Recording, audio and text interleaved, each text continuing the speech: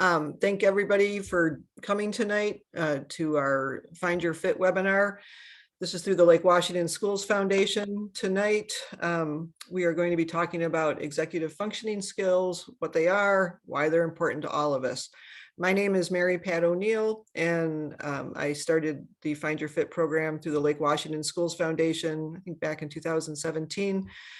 And I have a lot of fun with it. It's a great way to help people. And in the last year or so, I started doing what I call conversations with. And tonight I'm having a conversation with the expert in executive functioning skills, Nancy Colburn, who's a certified executive function coach.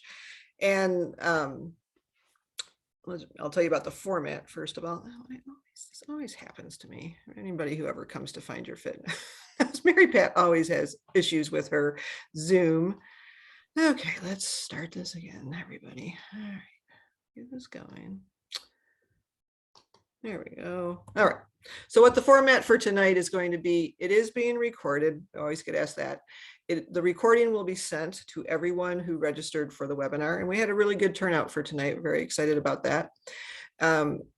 After tonight, the recording will also be available on the Lake Washington School Foundation's website and also on YouTube. And Nancy and I will be happy to answer any questions that you have.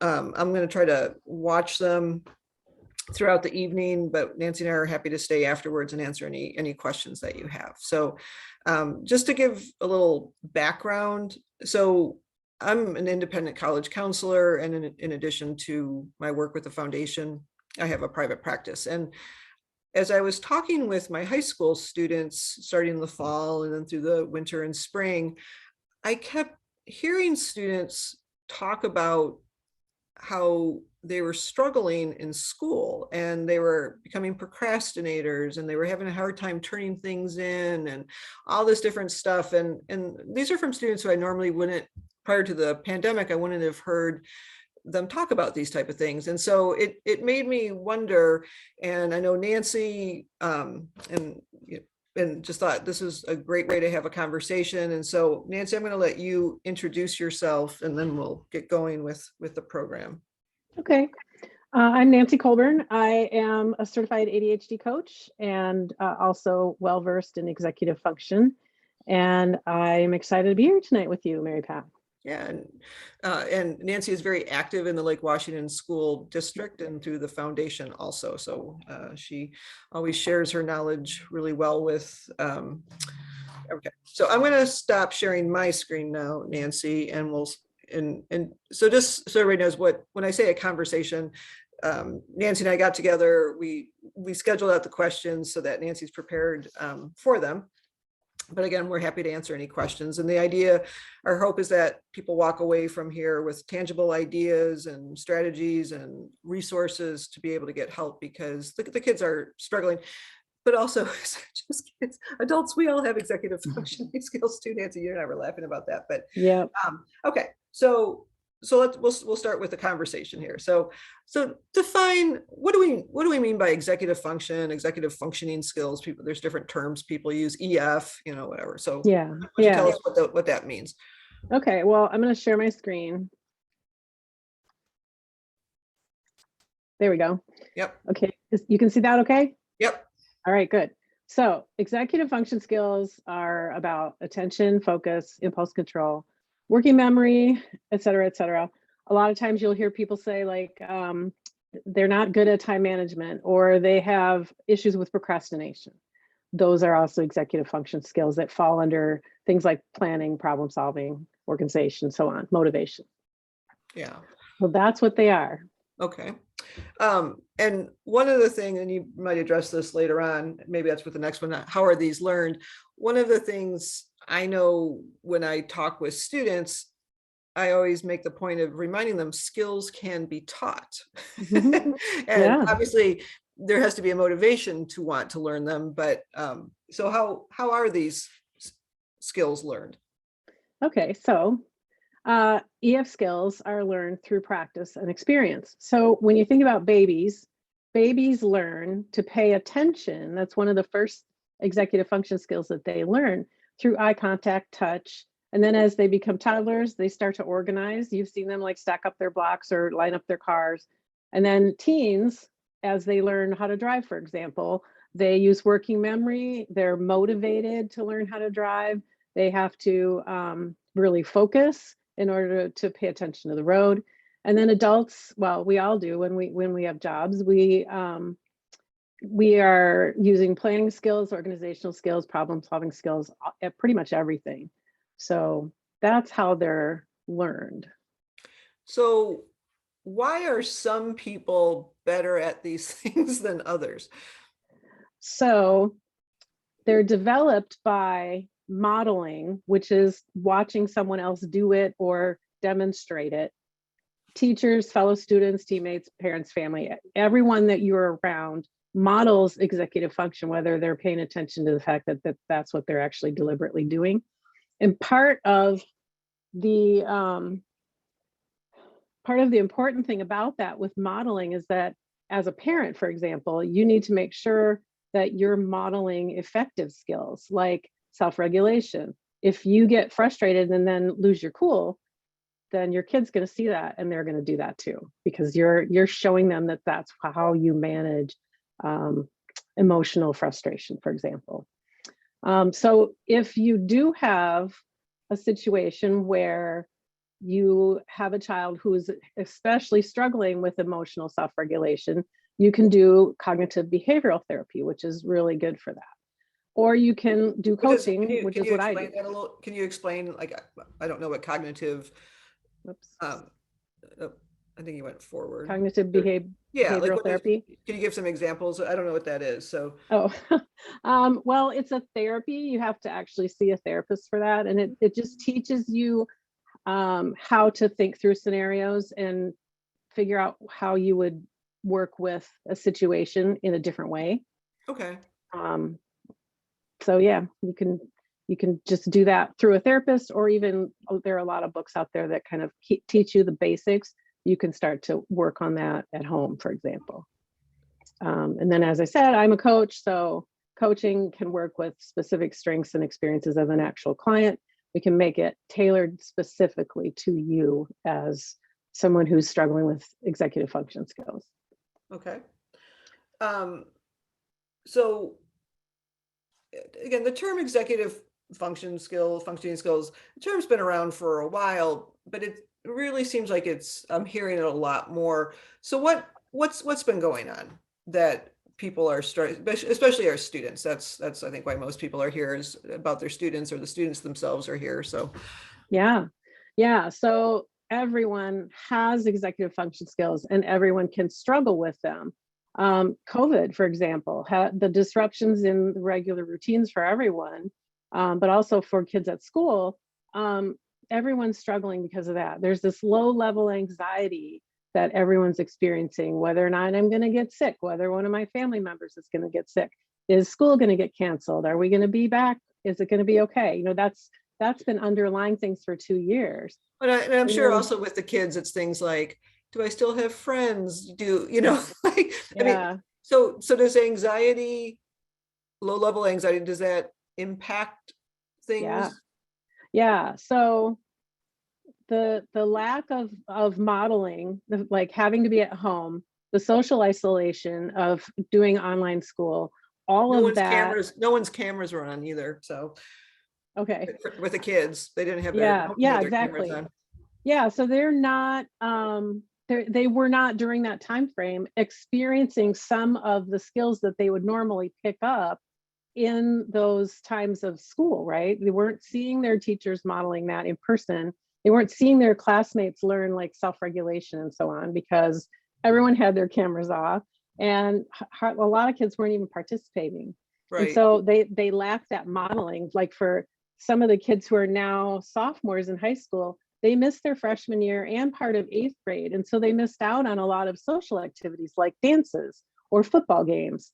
And those I don't mean to interrupt, I'm just thinking as you're talking about this, like those are really formative years for the, like, the joke I always tell parents with kids, with teens, is just to remember the brain's not fully formed yet. Yeah, and we'll get to that. So like, and while, like, I know as as an adult, the last 2 years hasn't been easy for, necessarily easy for me or any other adult, but I, I had, 58 plus years prior to the pandemic of having those skills. And so 2 years isn't a big deal, but 2 years when you're 15 Mhm. is a big portion of your life. Yeah, yeah. And so things like deadlines, for example, have really slipped because teachers are trying to be recognizing the fact that it's been stressful. And so they're giving people a little grace about that, which is very kind of them, but it's also not teaching people how to meet those deadlines in a fashion that's effective and efficient. And so a lot of kids are really struggling with time management because of that. Yeah, and I don't think in college they're as gracious to to the No, students as they are at the no. K through 12 level. So Yeah. But people with learning challenges, like my field is ADHD. So ADHD people especially have a hard time with executive function skills. People with depression, anxiety, older people, somebody who might have a concussion or a brain injury, even stress and sleep issues and chronic pain can cause executive function skills. And we've all probably experienced that, like a sleepless night, you're just not as oh yeah. effective the next day, right? Mhm. But teens in particular, because of brain development, their prefrontal cortex is not fully developed yet, and that doesn't happen until their mid 20s. What's going on with the executive function skills when you're a teen is that's being managed by your amygdala. The amygdala is responsible for normally for emotions and impulsivity. And so the part of your brain that's managing decision making is more about the emotions. And so The that's why impulse. teens, yeah, that's why teens kind of, get into trouble and make impulsive decisions and so on, is because the part of their brain that's managing that is the emotional part of their brain until their prefrontal cortex develops. And the thing about that is, especially in ADHD brains, there's a 2 to 3 year lag in that finishing of that development of the prefrontal cortex. And so those kids, those people tend to lag those 2 or 3 years in terms of their ability to be ready to use those executive functions and understand them and incorporate them into what they're doing every day.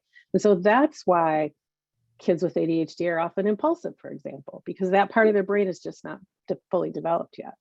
So, and I apologize because this is a question that I'm throwing at you. It's again, it's the way my brain works, but I'm thinking, so do you have any thought or opinion as to, so, we had year and a half of remote learning ish, time period. And then, how long do you think it will take for students when if they're back in a normal classroom situation to, maybe get back to where they might have been or should be? Um, I don't know if I can say with authority how long that might be.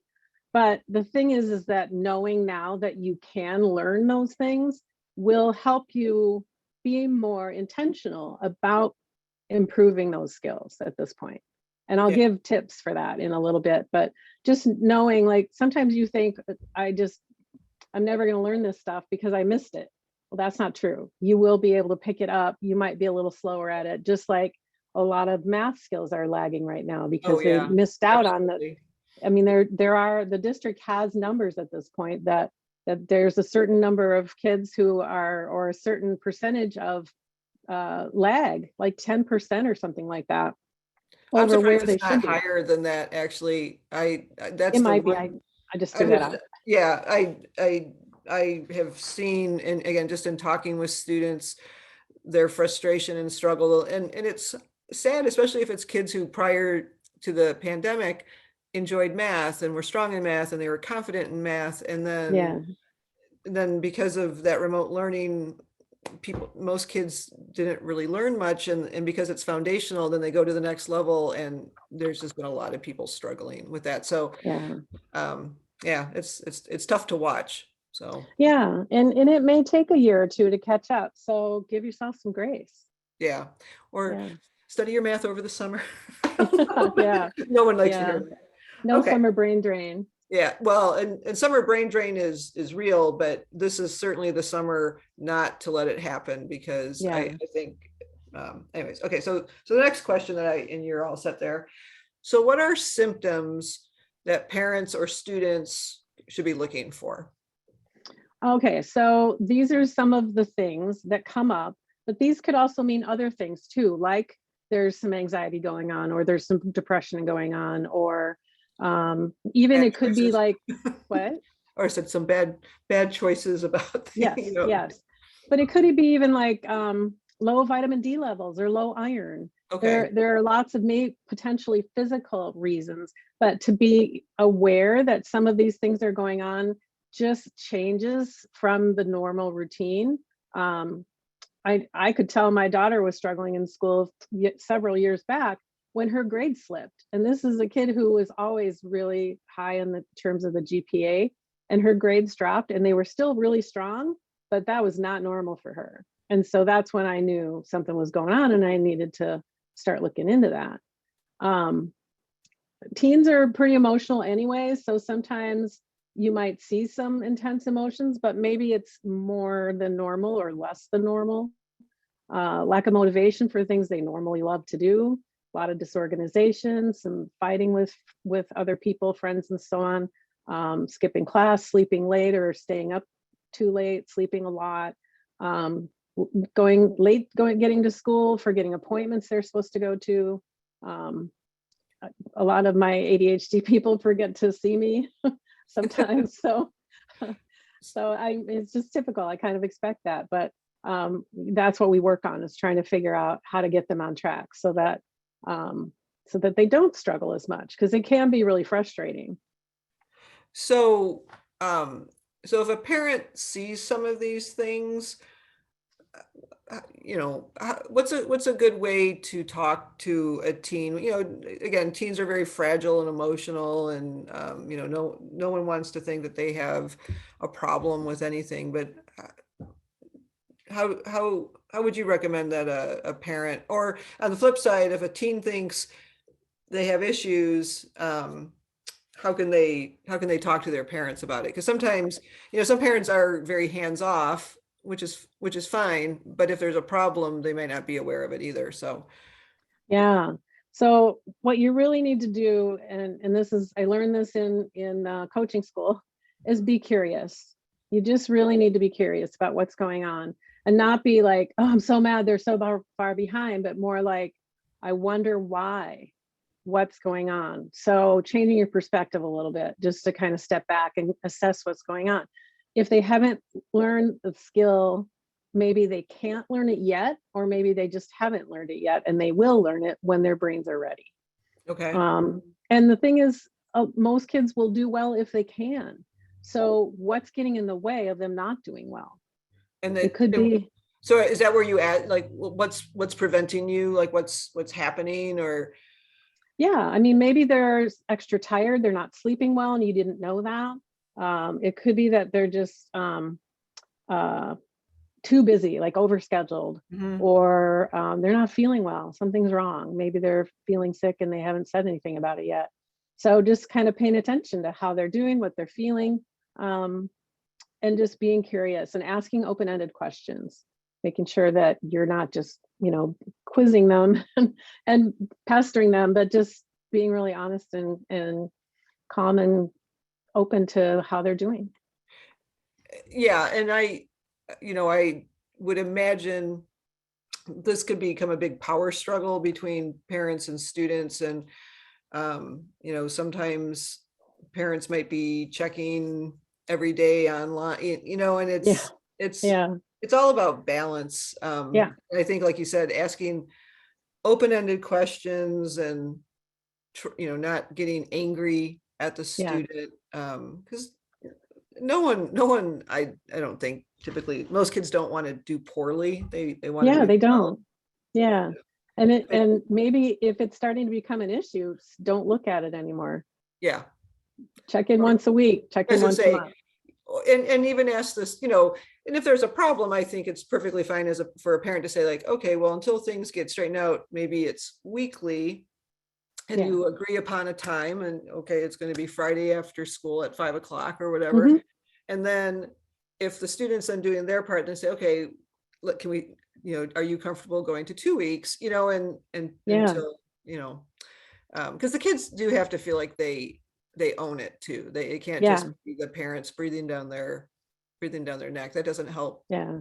Yeah. At this point, it's really about collaborative problem solving. You sit down and you work through it together so that everyone feels like they have a part in the solution. And it's not just the parent sending down the punishment because the kid is not keeping up. That's not what it's about, which we'll talk about in a minute. But at this point, you want to use their strengths to help them do better. Like if they're a really creative person, what will help them be motivated to go do the thing that they need to do?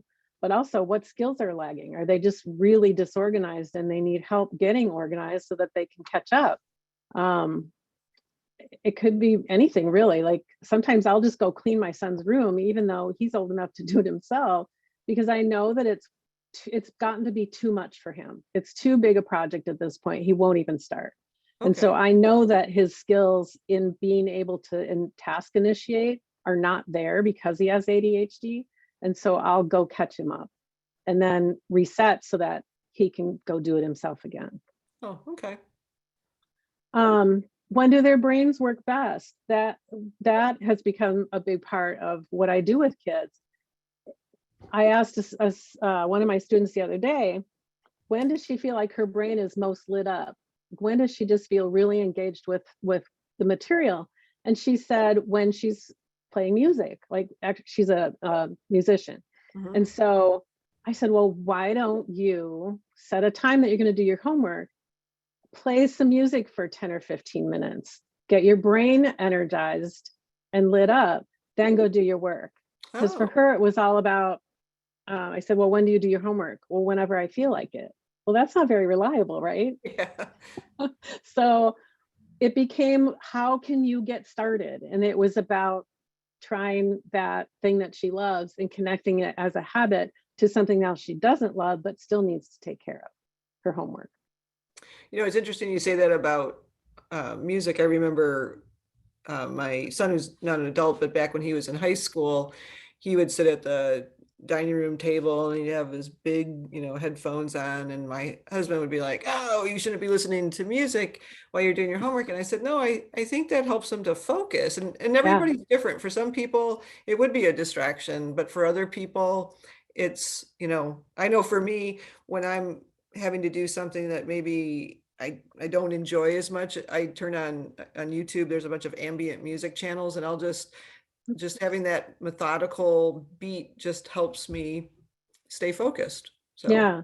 One of my clients who's in college, she said that she has to have really loud, like heavy metal music, and she has to go to a cafe where there's all kinds of activity and yeah, so on, and be where it's noisy and active. And then all of that just gets rid of all the excess stuff going on in her ADHD brain so she can focus. yeah, That would make me crazy. I don't yeah, have ADHD. right. Well, and that's I think sometimes a struggle for parents is because it may not be the way we do it, Yeah. but I think it's a matter of, asking your child, well, what works for you, and let them try it. And obviously if you're not seeing the results, well, then maybe you re-examine that. But if they can prove that, yeah, that's actually the way that they Yeah. function. Everyone's brain does function differently. Yeah. Yeah. Even a few years ago, I was trying to get the teacher in my son's classroom. He was trying to stay focused, but it was really hard for him. But he found that when he was drawing on his paper, not like a big elaborate things, but just kind Yeah, of doodling on the side, really helped him focus because it helped keep his brain busy while he was listening. And so we were trying to get that on his IEP. I don't remember what happened with it, but eventually I think it ended up working out. I think he just made it okay with the teacher, but it was something that helped his brain pay attention to what he needed to pay attention yeah. to. It's kind of like note taking. I know if I physically write things as I'm listening, I may not ever do anything with the notes, but it seems to sink into my brain a little bit better that way. Right. Yeah, and the act of actually writing is better than typing it Yeah, I've because heard you're that. using it. Yeah, you're using a different part of your brain. Even using different colored pens. That's what my Hmm. daughter does when she takes notes in college. She uses different colored pens and arranges it all, the way that she can remember it with the keywords and so on. And that helps keep her brain engaged. And Huh. she doesn't have ADHD. Yeah. So, Yeah. Well, and that's the thing. I think, prior to the pandemic, if the term executive functioning skills was used, it was typically referencing students with ADHD or other learning yeah, differences, but executive functioning skills pertains to everybody. it And does. Yeah, we all have them. yeah, Yeah. and the, it's funny. I was thinking you're talking about the impact of the pandemic, and I don't know about you, but as adults, like we've run into people, friends of ours that we haven't seen, and we will laugh like, oh my God, these people forgot how to socialize. Yeah, exactly. I think it's like, because Totally. everyone's, it does have an impact. Yeah. So, Yeah. Um, and then support positive behavior. So Nancy, Oh, what? here's a question, and you're Okay. certainly in it. How do you know if your child has ADHD? Oh, That's a loaded um, question, I know. yeah. There's a lot of Yeah. answers I to mean, it. yeah, totally. Well, I guess let's start as a parent, because Yeah. obviously you'd want to get a formal diagnosis at some. But what are, again, you have a son with ADHD, so like Yeah. what are some of the symptoms that you might have Yeah. noticed? And So, how old was your son when he was diagnosed? he was in third grade Okay. and, well, summer before third grade, and we were noticing a lot of emotional dysregulation kinds of things. He was always really angry and would have meltdowns. And this is like an 8-year-old kid having a 2-year-old meltdown. And we took him to a therapist so that he could start working on how to manage that. And my husband has ADHD too, so we already kind of knew it might be an issue. And eventually, through the course of him doing the therapy, he was diagnosed with ADHD. And then we went to a neuropsych, and they did the testing, and Formal, then yeah. discovered, like, yeah, there's executive function stuff all over the place, time management and procrastination and task initiation. But he in particular lagged, like, in being able to organize writing, for example. It was really hard for him to be able to write out like a full paragraph, not in third grade, but later. And so the thing with ADHD is that these particular things have to persist before the age of 12 in order for you to get a diagnosis. But you can get a diagnosis when your kid is little. It's just a matter of starting to notice things like them having these emotional issues with like big meltdowns or frustration, or it's hard to focus, or their memory just isn't good. Like, working memory is about being able to just do a thing and hold the instructions in your mind while you're trying to do it. It's like short-term memory, long-term memory kinds of things. So it's it's so complicated. It's not a quick answer. Well, would it be, some students, like in my office, because I've worked with a number of students who have ADHD and other learning differences, like, and I keep a thing of toys in my office, and like the old Yeah, fidget fidget. toys and stuff. And Yeah, it's funny because some kids, they don't touch it, and then others, or yeah, gotta have something. so is that more, is that a valid thing if the student is always moving, or Yeah. Yeah, I mean, the hyperactive kids typically are constantly like bouncing their foot or tapping their pencil, or need to have movement like in their hand, they're having a fidget. But you're going to have the inattentive kids who are more like daydreamy, not really paying attention. You have to like go and pat them on the shoulder to get them to kind of come back to the to the present. And then there are people who have both. So there are people with the combined type, inattentive and hyperactive. But a lot of times the hyperactive in particular are much more obvious. They can't sit still. They can't keep their brains busy. Like yeah. they're constantly thinking of so many things. Yeah, so someone was asking if we have recommendations or pearls to help teens who have a hard time motivating themselves. We Yeah, have all that. That's coming up. yeah, we'll get to that. Yeah, We certainly know that that's what people are looking for. So yeah, yeah. I have 2 pages of tips, so we'll get to that. Um, let's see.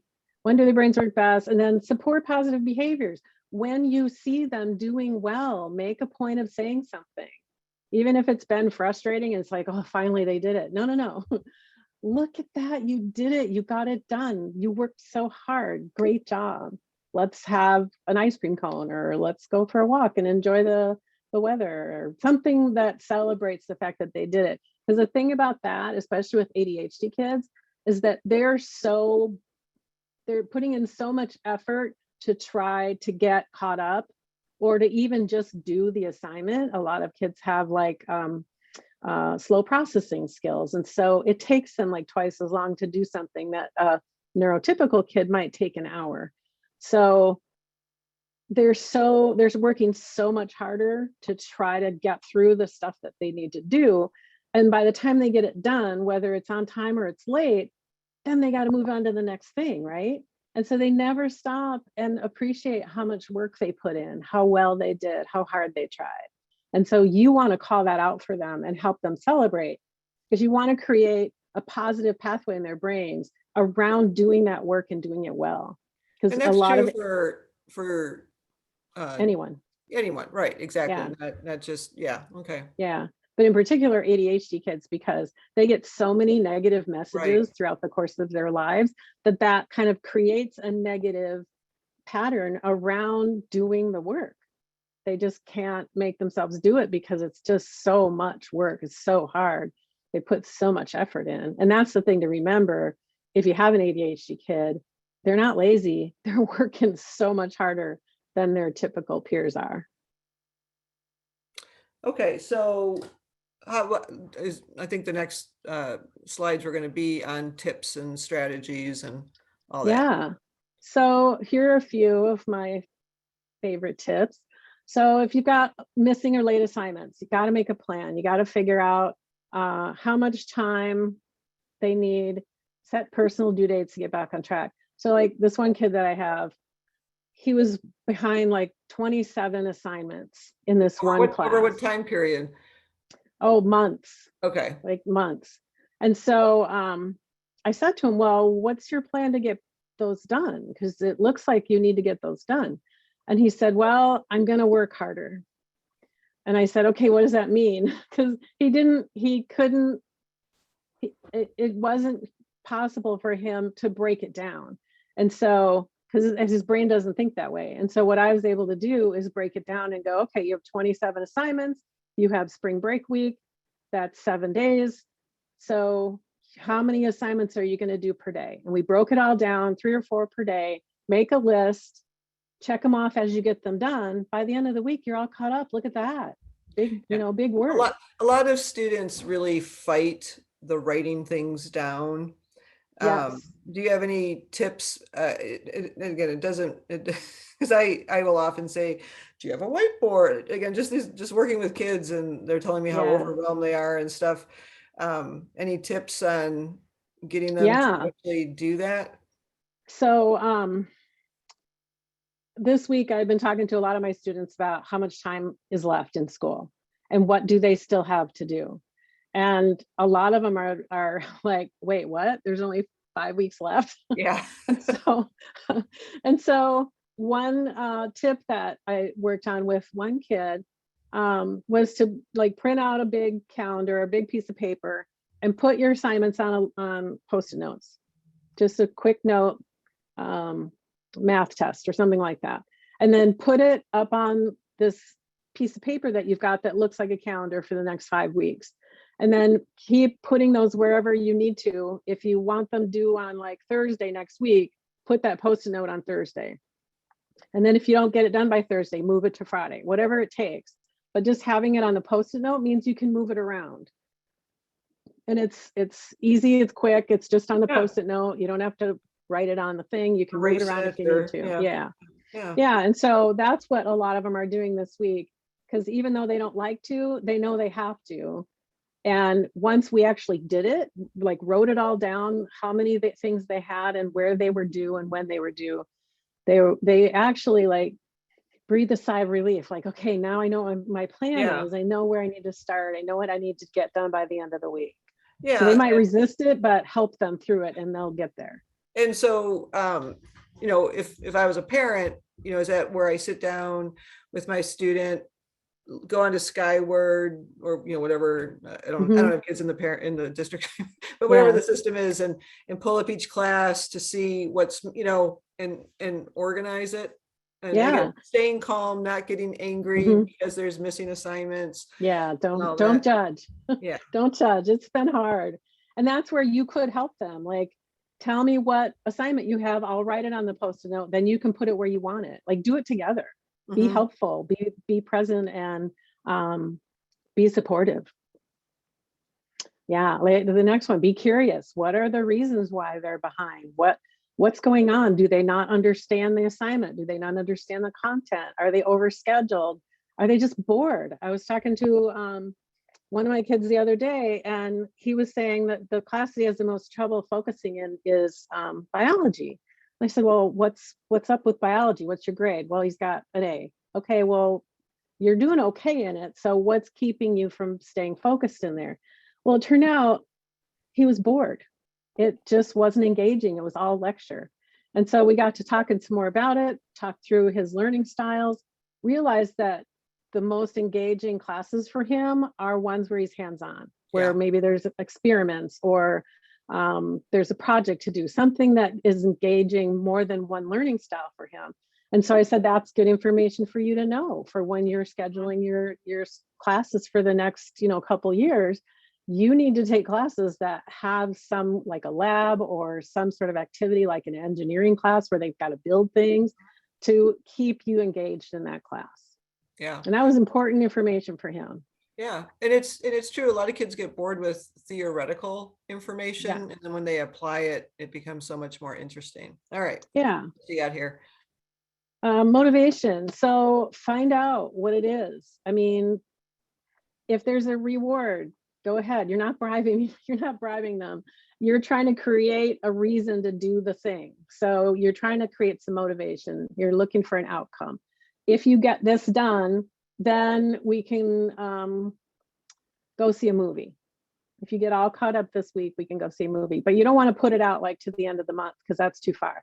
But Okay. make it like, 2 days from now or by the end of the week or even this afternoon, whatever it takes to kind of push them forward to that outcome that they're looking forward to. Yeah. And using the student who had the 27 missing assignments, as a parent, I wouldn't necessarily want to wait till all 27 are done. Maybe when a No. third of them are done, there's a Yeah. reward. And Yeah. Even for him, it was like, okay, if you get your 3 done today, you could keep going, or you could reward yourself for getting those 3 done today. And so by the end of the week, you might have a full free day because you caught up and did extra each day. Then you would have all of Friday off, for example. Mhm. He did get caught up, by the way. Good. It took a while, but he did get caught up. So let's see. Deadlines. What's good about deadlines? Not necessarily the teacher's deadline, but maybe you set your own deadline. Like, I want to have this done by Friday night because I'm going to go away for the weekend and I don't want to have to worry about my homework. You can set your own personal sort of artificial deadlines to make yourself do something so that you can do something else fun. Or set goals, or maybe you want good grades. Maybe if you bake them cookies, whatever it takes to keep them going and reward their big effort. Somebody raised a hand, and I apologize because I don't know if you have a question. If you have a question, if you want to just type it into the chat or the Q&A, I'm happy, or maybe just somebody hit the raise your hand button by mistake. I don't know. But if you have a question, feel free to type it in there. Okay. So support, don't catastrophize. Sometimes people will say, you're going to be living in the basement when you're 25 years old and they're 10. So don't go there. There's so much growth between 10 and 25. My son's a perfect example. Again, ADHD kid, no real direction. Junior year came and went, had no idea what he was going to do. But he ended up going into the WANIC program, and he took the EMT class, fire and EMT. By the time he graduated, and I wasn't sure he was going to, but he made it to the end, thankful for the English teachers at his school who got him through. But he became certified as an EMT, and he is working right now at 19 years old as an EMT, helping people in their moments of illness go into the hospital with these people. And I never, ever would have guessed when he was 10 years old that he would be doing that today. Like, he's working full time. He just bought a car. So stuff happens along the way. You can't project into the future too far and worry that something bad's going to happen, because they change all the time. So here's the question, and actually it ties into this, your last point there about punishments, but a parent asked, what if rewards don't help the child? If they have a sign like, if the parent tries to reward, like, well, how about a cookie? How about this? They'd rather just not do the assignment, like when, because I was actually thinking about this as you were talking. My own kids, again, they're adults and they're all fine. My kids, I always say there's carrot kids and there's stick kids. And for whatever reason, my kids were not carrot kids. Like, saying, oh, if you do this, I had to be like, okay, if you don't do this, I take away your cell phone, and then they'd be like, okay. And then, so I feel, maybe I'm, but that's just the way my kids worked. They weren't motivated by reward. So yeah, you kind of have to play around with it a little bit. I mean, sometimes you might have to make an especially enticing reward to engage them. Or maybe ask them what would motivate you. Yeah, exactly. Maybe your child doesn't like sweets, maybe they like, I don't know, getting their ears pierced or something. Right. Yeah. Or watching a TV show or extra time on the computer or something that they are motivated by, that you can use as that sort of extra motivation to get them engaged in it. And maybe they're just not used to that reward thing. And so you need to set the example, like, here's something really cool that we can do when you're done, and then make it really fun so that next time they're like, oh yeah, that was fun last time. I think maybe I'll do that again. But it could be that it's something else, and you just have to keep being curious to figure out what it is that helps them. Because the thing is, and I told this to one student the other day, you're now in middle school. You've got like 8 to 10 years of school left. This is your job. This is your job to do your best work as a student. So some of this stuff you are going to have to do, and it's about creating ways to motivate you to do it, whether it's making it interesting somehow. Like one student I worked with for a while, he needed to write an essay. It was really just 2 paragraphs, but he put it off for 2 months.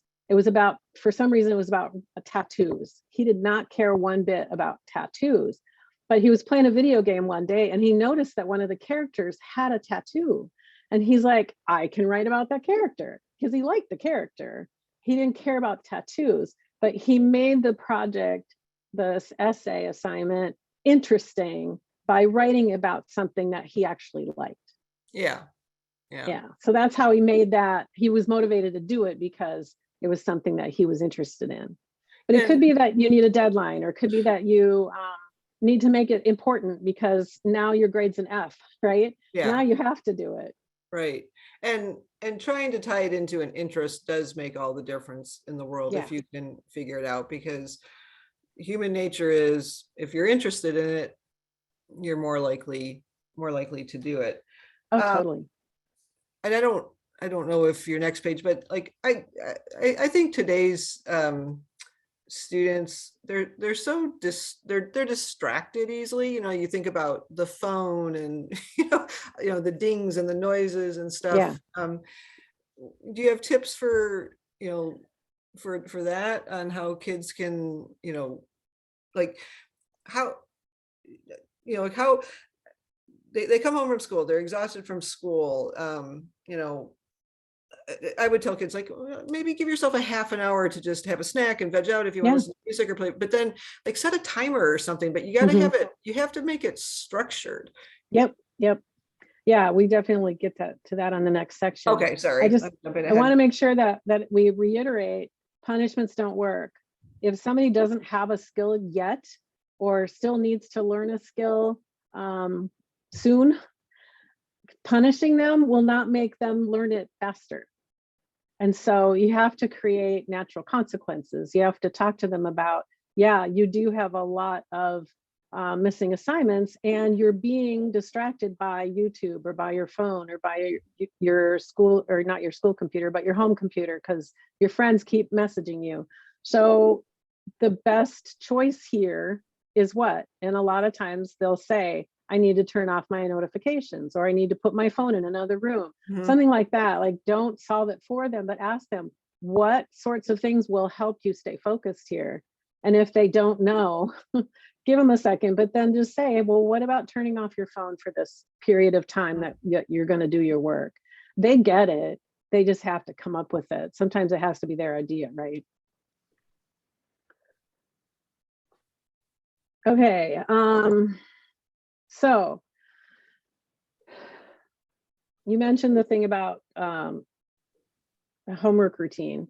So that's one thing here. The second one here, building stronger habits. So setting a homework routine and sticking to it. Like I mentioned, the girl who only does her homework if she feels like it. Well, no, that's not going to work. Yeah. So every day after school, she comes home, she has a snack, she takes a little break, maybe half an hour or so. She sets a timer and the timer goes off at 3:30 or whatever time it is. And then she knows that that means she goes and sits down and gets started on her homework, because she has a lot of school or after school activities in the evening that she has like 3 nights a week, or like Mhm. some kids will have soccer practice. So get that stuff out of the way first when you're fresh, when your brain is still somewhat engaged and you're not exhausted. Because if you wait till 8, 9 o'clock at night, 10 o'clock at night, not Yeah. only are you going to run out of time, but your brain is tired. You're not going to remember the material. You're going to end up staying up till midnight, 1 o'clock, and then you might forget something, or you might not finish something. And then you got to get up at 6 o'clock. Right. So, what outcome are you looking for here? The best sort of scenario is get it done early, then take the rest of the night off, Right. not start for a little while and then take 3 hours off and then go back to it. So Nancy, is this a situation as a parent where, again, the kids aren't going to come up with it on their own, Right. because it's easier just to do whatever they want and they'll get it done. And if it means they stay up till 2 in the morning, sounds like a badge of honor, I swear. But so this is where a parent says, here, let's sit down and let's talk together. Yes. What do you think will, again, trying to let the student control it to a Yeah. point, but then also giving feedback when the student says, well, then I'll be home from, soccer practice at 9 o'clock and then I'll start my, no, no, no, no, no. Yeah. Thing. No. And it might be that you do the hard things first and wait, the easy things are after soccer practice, for Yeah, example, like, because then you don't need to focus as much. You still have something to do, but it's not as hard. yeah. But yeah, getting them engaged in how do we solve this problem? You clearly are struggling to get your work done. So what can we do? How can I support you? What can I teach you? One of my students, one of my seniors this year, we were talking, and junior year was his remote learning, and he and really had some struggles, being at home, and he just felt like, and he was always a good student, but he wasn't, it was like he was spinning his wheels and all this. And he ended up working with a therapist to help him with strategies. It was more of Mhm. like a mental health. But I still remember this because he told the student, you've got to set it, like you can't spend 5 hours on your physics homework. You Yeah. have to, like he set a timer again. An Yeah. hour is all you're going to spend on one subject because your brain can't take it anymore. And then you have to have that little Mhm. break. And then you go to a different Yeah. subject, like, do you see that working with students too, or Yeah, that's like the first thing. Can't get started. That's task break it down? initiation. Okay, yeah. So break it down into smaller chunks. Like it's called the Pomodoro Method. You Okay. set a timer for 15, 20, 25 minutes, an hour, whatever it is that you can do without getting distracted. And then that's when you do your work. And then you take like a 5-minute break. You don't go onto YouTube or on your phone. You go get a snack, you go to the bathroom, you get a breath of fresh air, just something boring and small for 5 minutes. Then you come back, reset the timer again for another 15, 20, 25, whatever minutes that you can work most effectively and productively. And just keep doing that until you get your work done. Setting those timers helps you stay on track, and you can kind of play a game with yourself like, hey, I'm setting the timer for 20 minutes and I'm only going to do my work. Yeah. I was having trouble one day staying focused on something I was trying to get done here at my desk. So I turned music on, and that kept me from going on the internet or Yeah. looking up something, or, you know, getting distracted by something that happened to pop up on my screen. And so that music just helped me stay focused. And then I was much more productive and got my work done. Are there certain like snacks and things like that that are, you know, more brain oriented? Yeah. So you want to combine like protein and carbs. So like crackers and cheese, or crackers and peanut butter, or an apple and peanut butter, something with protein to help kind of give the brain something to work with over time. Like if you just have something with a lot of sugar in it, that's going to give you a quick boost, but then you're going to crash. And so you want to make sure that you're having a decent snack after school. Could be like a ham sandwich, for example, something with protein to kind of get you through the next couple of hours so that you can stay focused and work. Get some water, something to kind of recharge your brain, refuel your brain so that you can get back on to your homework and get it done. Okay, so I think that makes a positive self-talk, it looks like. Yeah, so that's a big part of this too, is that, oh, I hate my homework, I don't want to do it, Spanish is so hard, like that kind of thing weighs you down, right? When you talk about it like that. So if you just think, okay, I'm going to sit down, I'm going to get this started, I can do this, I've done it before, I know how, I'm capable, I'm smart. I like learning history, you know, something that gets you in that sort of positive pathway in your brain so that you just go ahead and get started and find something good about it instead of always feeling like it's a negative. And then, you know, talking yourself up like, I'm smart, I can do this, I am going to be really good at this, you know.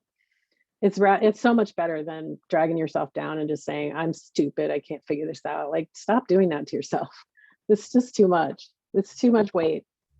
And we talked before about celebrating success. I mean, even the students themselves should stop and acknowledge, you know, pat themselves on the back, talk to themselves or a friend or their mom, whatever it takes. Like, hey, look at this grade that I got. I worked really hard on this. Because those small wins build confidence. And parents telling their kid, I know you can do this. I'm really proud of you. Look at that grade you got. That's fantastic. You worked so hard for that B. I'm just so proud of you. Like, keep doing that. You can't do that enough. And you have to be sincere. Yeah. And kids really want to make their parents happy. I know a lot of times parents don't believe me, but they do. They so want to make their parents proud of them and happy. Yeah. Okay, so here are some resources. There's a guy named Seth Perler, that's his website on the second line there. He does this executive function summit every year. I can't remember when it was. I think it was in the fall, but if you go to the website, you can find out when the next one is. There might be one this summer. I don't know. But there's tons and tons of ideas on there. There might even be some stuff on his website right now. I think he just rebuilt it, but he is a coach and he does executive function stuff, but he's a busy guy. I don't know him personally, but I go to a lot of his summits because there's so much information and so helpful. As I was doing kind of some research around the executive function stuff, I found this article from the Harvard Developing Child about executive function. It was really fascinating. So that was a good article. And then this is a good book, What Do You Say? How to Talk to Kids to Build Motivation, Stress Tolerance, and so on. Then 10 years ago, I started an Eastside Parents of ADD, ADHD Kids group in Sammamish. And we have now a Facebook group. That's the one right there, facebook.com groups, Eastside Parents ADHD. There's about 1,400 people on there and everyone is so supportive, lots and lots of strategies and referrals and support and information. It's been wonderful resource. And then eastsideadhd.com is the website that goes with the parent Facebook group. And then my coaching business is engageadhdcoaching.com. Okay. So, all right. So now if people have, if you got specific situations that you have questions about, I'll ask them, I'll look at them and read them to Nancy. So if anybody has any questions, we're happy to, they want to see the resource slide again. Okay, let's see. Here we go. So Nancy, are you okay sharing your slides as part of the hand, like sending that out, or at least the resource page with the recording? Yeah, you can have the whole thing. Okay, so we'll share the slide deck. Yeah, that she has too. And actually, you were. I think. Sorry. Let me see if I can put it all in the chat. Okay.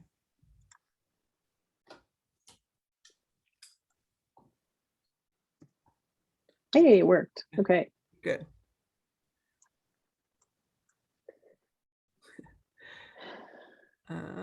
Let's see.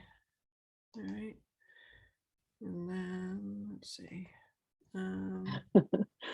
Thank you. My child wants a $2,000 experimental kit as their motivation. Yeah. Yep. Do you have any recommendations or to help with starting homework? I guess we talked about that. Yeah, a little bit. Some of it is just try to start for 15 minutes. Just go ahead and do one easy thing for 15 minutes. And a lot of times that will be enough to jumpstart to get them on their way. Do you find talking to teachers as a parent can help too, or yeah, so if you have a concern, you could email the teacher, but as they get into high school, you really want them to advocate for themselves. Yeah. And so you want to let more of that happen with them. And it could be that you need to teach them how to do that, how to talk to the teacher, how to get what they need, what sorts of things to say, and then let them go ahead and take care of it. And then you can follow up once you know they've done that, and just email the teacher and say that you just want to follow up and make sure X, Y, and Z happened, if that's a concern. But it really needs to be more about the kid at that point. So Nancy, someone brought up a good point here. It says, what we were talking about is mostly about executive functioning skills and the schoolwork and all that, but obviously they apply to other areas, like to life in general, like household chores or responsibilities. Do you have any tips for getting kids to I would imagine some of it is the same principles of, the reward and, that kind of stuff, but even gamifying it helps. Like I was telling one middle school student I was working with, we were talking about doing household chores, and she said that she likes to sweep the floor. And so while she does that, she plays really loud music and then sings along really loud. And usually she does it when no one's home. Right. And that's more fun for her. And so she makes it fun because she does this when no one else is around. And she just kind of gets to enjoy that.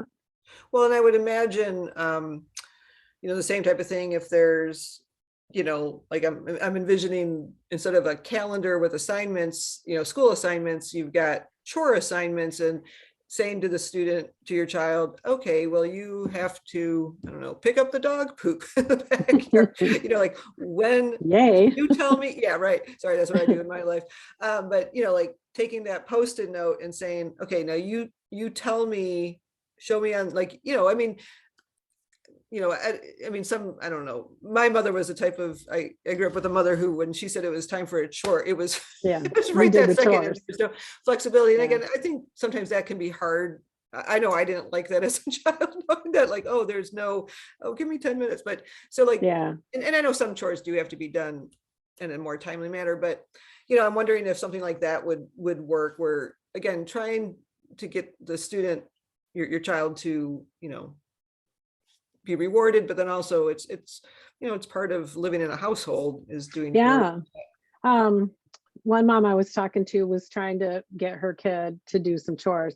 And so this is like a high school kid. And I said, you've seen those lists online where it's like 50 things you teach your kid before they move out of the house. Yeah. And so pull up a few of those, pick out a bunch of those things, and then find out what your kid wants to learn. Yeah.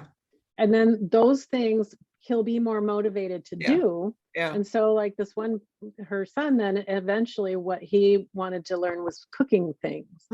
And so as part of cooking, then he got to learn how to go do the shopping and find a recipe and actually learn some of the cooking techniques. And then he helped clean up and put things away. And so that's a whole string of executive function and chore type things that he will need to know eventually anyway. And it was something he chose and was interested in. So then he was more, and their confidence does build up as they take more things on. So here's another good question that somebody asked. They said, my child doesn't have ADHD, but is very distracted. I want her to start her homework when she gets home from school, but understand she needs a break. When we set the timer, it goes off. She then gets distracted with other things and we end up arguing. How do I get her to follow through and realize by starting earlier in the day, she can have the evening off to enjoy herself? That's very common. It could just be about asking her to try it. Just try it for this week. And let's take stock of how well it worked or where it didn't. Feel, Yeah. How did that work for you? Now you're done with your homework. It's 8 o'clock. You've got the rest of the night. How's that feeling? Yeah. Are you excited about that? Or are you, whatever it is, like, don't put words in their mouth, but just say, how did that work? How's that feel? Well, did that work for you? And I can't imagine, again, that they enjoy arguing with their parent about it, and just saying, let's just try it for this week. And I've said that to students where I'll give them suggestions. Well, like the timer thing, and sometimes kids are like, oh my gosh, that really works. And I'm like, really yes, it does. But you got to keep it, you got to keep at it. It's like any habit. That's the thing with habits. If you want to try, habit is a behavior or a trigger, a behavior, and an outcome. And so if you want to establish a habit, pair it, a small habit, with some other thing that you automatically do. Like if you want to make sure that you're taking the time every morning to create your to-do list, but you just haven't been able to make the time for it. If you normally eat breakfast and have a cup of coffee, then have a notepad right there at your space at the table, and then take that time while you're having your breakfast and your coffee to write down the notes that you want for the day. Pair it with something else that you want to make sure, or that you already do, with something that you want to make sure you do, and just keep going. And pretty soon it's just something that you do that you don't even think about, right? You always put the garbage out on Wednesday night because that's garbage day. Yeah. And so you just always do it, or set a timer. Like, speaking of garbage day, nobody in my house was remembering what day it was. So except for me. And so I was always doing the garbage. I'm like, no, I shouldn't have to do this. So then my husband started setting an alarm, and now he just does it. It's an alarm, and I don't have to do anything. I don't have to say anything. Somebody said that they do HelloFresh, and the 12-year-old son loves the steps, Sweet. Yeah, I love HelloFresh. It's been a game changer in our household. You just kind of have to create ways to make something fun. And maybe do it together, or change it up once in a while. Like, you can have a board of the various chores, and then everyone picks one, and then they have to do that for the week, and then they switch, whatever it is, and rotate who gets first choice. I mean, you have to just kind of make it fun, make a game out of it. Try to figure out, like, I think the biggest thing, like, just for little kids in particular, is keeping things organized so that they know where the thing goes, where it lives when it's not out on the floor getting played with. And so that helps them put it back where it belongs, Yeah. And having like them you be said, the part of that. modeling part, I would always tell my kids, it's like when I have to do things, I always want to do the worst thing first. Yeah. Just, I always like to get, it's like when you're told, do you want good news or bad news? I always want the bad news. Just give me and the other thing too is back to the the parent with a daughter who doesn't, who gets distracted with the timer and all that stuff, is again, maybe if you say, if you try it for a week and then, what's a reward for you for trying Yeah. it for a week too, Yeah. and then you can talk about, did you enjoy, being done Yeah. by Having the night off. 7 o'clock at night so that you could, do whatever it is you like to do and Yeah. watch your TV Yeah. show or, Yeah. That I have a student who I found out just kind of by asking the right question. I think I said something like, how's it working with your schedule that we had worked up, the previous Mhm. week. And he said, well, I'm starting, at the right time. I'm starting. I'm like, great. I'm glad to hear that. That's wonderful. But then he was taking like 3 hours off and then coming back to it later. I'm like, no, no, no, no, no, because now you're going to run out of time. It's going to be Yeah, stressful. You're going to be tired, all that stuff that I said earlier. And so got to get back to the routine and get it. It's kind of like they're kind of front loading their relaxation time. They're getting it done before they do the work. so Like, what no, no, no. about, and not to jump back to the school work, but because I work with students in college and all that kind of stuff, I do Yeah, worry about grades and stuff. right. um uh so like my instinct, but I like to hear what your thought is, so the teachers, as we know, have been told to be flexible and kind and understanding and be concerned about mental health issues. And so they're not pushing the deadlines. And that's what Yeah. happens, is that the kids are like, oh, I know that deadline doesn't mean anything. And Hmm. that's what's making them become procrastinators. But I mean, I hate to make it sound so simple, but I'm thinking, well, whatever the deadline, like that's the deadline. Yeah, I know, right? Like, Yeah. why are you not, I don't know, am I making that too simple or something? Or you No, I work with would think, kids, yeah, you I work kind with of think, kids though, so you understand. yeah. And for me too, it's like, no, that's the deadline, but that's how, how I was raised. Like that was the deadline. We didn't turn things in late. And now, I get it. It's just that stuff gets in the way. You get busy or you've got activities. And so um, you have to be a little bit flexible, but you also, especially the closer you get to college or a job, you've got to start creating the habit and talk about it like that now it's time to create the habit of getting back on track. And we can break that down and do it slowly over the course of a week or 2 weeks or whatever, not 3 months, but break it down so that it's doable. Um, but it has to now become a habit so that this is not established as a pattern that you always live with and you're always late or you're always behind. Right. Hey, That's stressful. could you go back to sharing your screen, go to the last one? Yeah, I saw that. Yeah, and people, you can just take a picture, bring out your phone, Yeah. take a picture of it, but it will be sent out to everybody. There you go. So there's the resources. Yeah. But those will be sent, Nancy is sharing her slides, so Yeah, I'm fine with that. that'll be sent out with the recording. But okay, well, if there's aren't any other questions, we've gone a little bit past our hour, but I really thank you, Nancy. I appreciate you sharing your information and your skills. Let's see.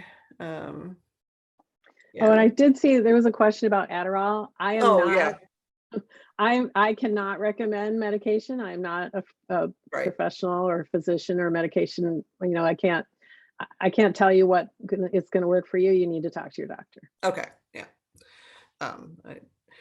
Yeah. So, and I mean, I think if nothing else, I hope parents and students know it's not just you. Okay. This is Hmm. going on with a lot of families. I said we had a lot of interest in this topic tonight.